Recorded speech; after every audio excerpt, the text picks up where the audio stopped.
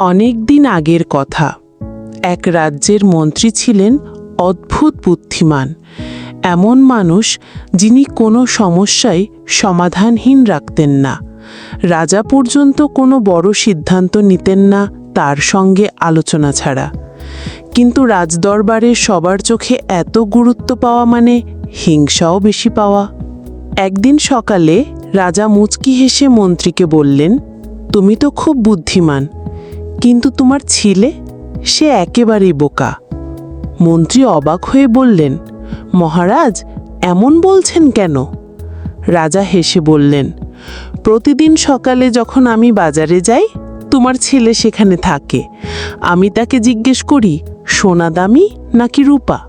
সে প্রতিবার বলে রূপা, আর তখন পুরো বাজার হেসে ওঠে। এই কথা শুনে মন্ত্রী চুপ হয়ে গেলেন। সেদিন আর কিছু বললেন না, কিন্তু বাড়ি ফিরে ছেলেকে ডাকলেন, বলো তো সোনা দামি নাকি রূপা? ছেলে না ভেবে উত্তর দিল, সোনা। মন্ত্রী কপালে ভাঁজ ফেললেন, তাহলে রাজাকে ভুল উত্তর দাও কেন? ছেলে একটু হাসল, যেন বাবাকে কিছু শেখানোর সুযোগ পেয়েছে। বাবা, প্রতিদিন রাজা আমার সামনে এক সোনার মুদ্রা আর এক রূপোর মুদ্রা রাখেন, বলেন যেটা দামি সেটা নাও। আমি রূপার মুদ্রা তুলে নিই, তখন তিনি হেসে চলে যান।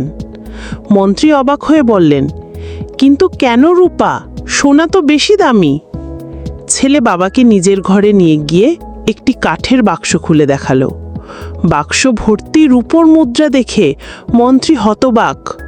ছেলে শান্ত গলায় বলল, বাবা ভাবো তো, যদি আমি সেদিন সোনার মুদ্রা তুলে নিই, রাজা আর এই খেলা খেলবেন না। তখন আমি একদিনের সোনা পাবো, কিন্তু প্রতিদিনের রূপা হারাবো। রাজা মজা পান যখন আমি রূপা নিই, আর আমি প্রতিদিনের আয় হারাতে চাই না। মন্ত্রী কিছুক্ষণ চুপ করে ছেলের দিকে তাকিয়ে রইলেন।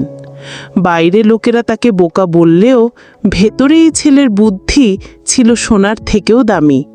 সেদিনের পর থেকে কেউ যদি তার ছেলেকে বোকা বলতো, মন্ত্রী শুধু হেসে বলতেন, সব বুদ্ধি সবার চোখে ধরা দেয় না। এই গল্প থেকে আমরা শিখলাম, হয়তো লক্ষ্য করেছেন, কেউ কেউ সামান্য কাজ করেও অনেক বড় করে দেখায়, আবার কেউ অসাধারণ কাজ করেও তা প্রচার করে না। আপনি যদি জানেন আপনি যা করছেন তা সঠিক, তবে মানুষ আপনাকে বোকা বা পাগল বললেও কোনো সমস্যা নেই। দুনিয়া প্রায়ই যাদের বোঝে না তাদেরই পাগল বলে ডাকে। তাই ধৈর্য ধরুন, কৃতজ্ঞ থাকুন, আপনার জায়গা থেকে আপনি ঠিক থাকুন এবং জীবনে এগিয়ে যান। সফলতা একদিন আসবেই।